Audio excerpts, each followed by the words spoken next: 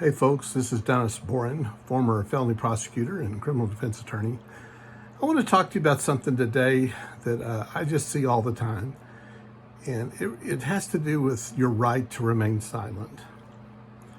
We all know that when you're under arrest or being detained and they're questioning you, when the focus of the investigation is on you, you have a right to have your Miranda rights, they're called, read to you. And amongst those is your right to remain silent.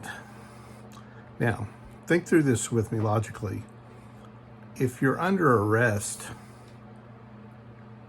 you have that right. So do you have less rights when you're not under arrest? When a police officer is just questioning you in the scope of their interaction with you? So if it's within the scope of a traffic stop and there's still time to write the ticket, now if it gets beyond that, that's a whole other issue of an improper detention.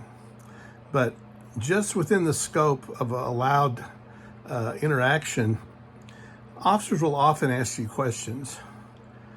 Your right to remain silent has already started. You don't have to wait until you're arrested or wait till they tell you that you have a right to remain silent. You have that right immediately. When they're asking you, where are you going? Or where did you start from? You can simply say, officer, I choose not to answer that question. Now, people want to answer the questions, particularly if they have a reason to not answer questions, because they want to seem to be innocent or to be not up to anything. And they want to try to get out of the situation by answering questions. But I'm telling you right now, and please, I beg you to take this counsel. If you're in that situation, don't play the game of the police officer asking you a whole list of questions and then questions upon those questions.